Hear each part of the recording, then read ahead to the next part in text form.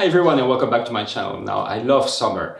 Summer is a time where I get to sit in a cafe and just think, and I've done a lot of that in the past few weeks, so I apologize if I haven't produced as many videos as before. However, you're in for a great treat.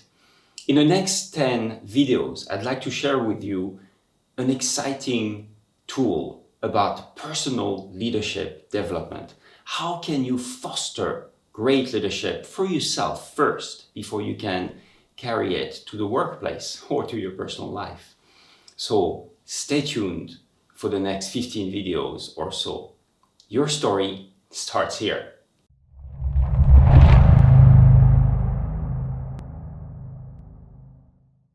Now, the next 10 videos will be about developing your leadership skills on a very personal level, and I call it conscious leadership. And I'd like to, you know that I come from the cruise industry, right? And in the cruise industry or in the shipping industry at large, you either consider that you're above the waterline, in which case things are bright, you're okay, in a sense, you're alive, or you're below the waterline, you're under the water, and then you might be struggling a little bit. So I'd like to present you in the next 10 videos or maybe 15 videos a very simple tool that is based on that. Are you able to operate above the waterline or below the waterline?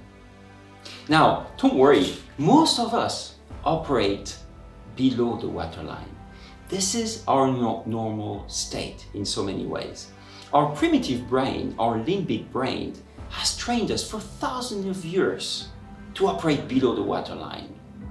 Below the waterline is everything about being closed, being defensive, having a commitment to being right. Whereas being above the waterline is being open, being curious, and having a commitment to learn. Now, our limbic brain is not here to learn, is not here to be curious, it's here to make us safe. Is that going to kill me? Is that a danger for me? So we tend to be very close. We tend to be sort of inward looking as opposed to making sure we are curious about the world. We tend to want to be right because being right makes the difference between being alive or being dead, at least as far as our limbic brain is concerned. So it's normal to operate below the waterline. Now, also in the corporate world, being right is about survival. Being right is about our ego. We don't like to be wrong, whether we acknowledge it or not. So we do operate, even in the corporate world, with our limbic brain at the forefront of our decision-making process. We want to be right. We want to be closed, in a sense, to protect what is best for us as an individual.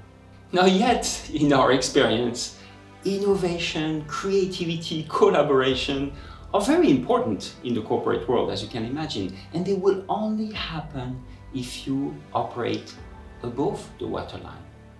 Also, companies spend countless of money in employee engagement, in making sure that your employees are motivated with what they do. Yet, operating above the waterline is the single most effective and powerful engagement tool you can have. So in the next 10 videos, I'd like to show you a little bit about, well, how can you shift from being under the waterline, operating under the waterline, to operating above the waterline. Now, throughout the videos, you will see that I always use a very simple leadership model. And it goes as follows. As a leader, you have two ways to operate. Either you consider that life is happening to you. So it's what I call the to-me model.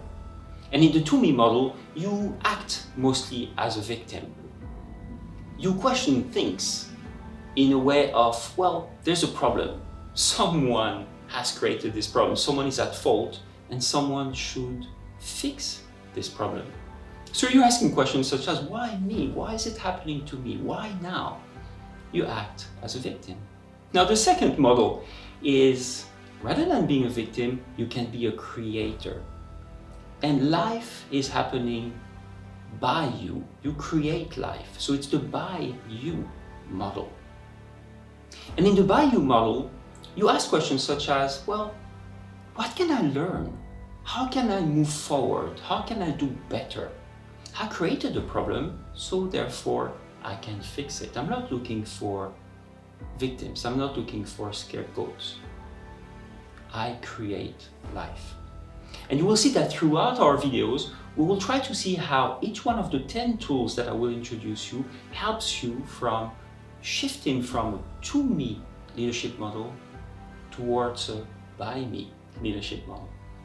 Very effective, yet very powerful. So stay tuned. I hope you will enjoy this 10 video series with me. We'll try to edit them on a weekly basis. And in the meantime, your story starts here.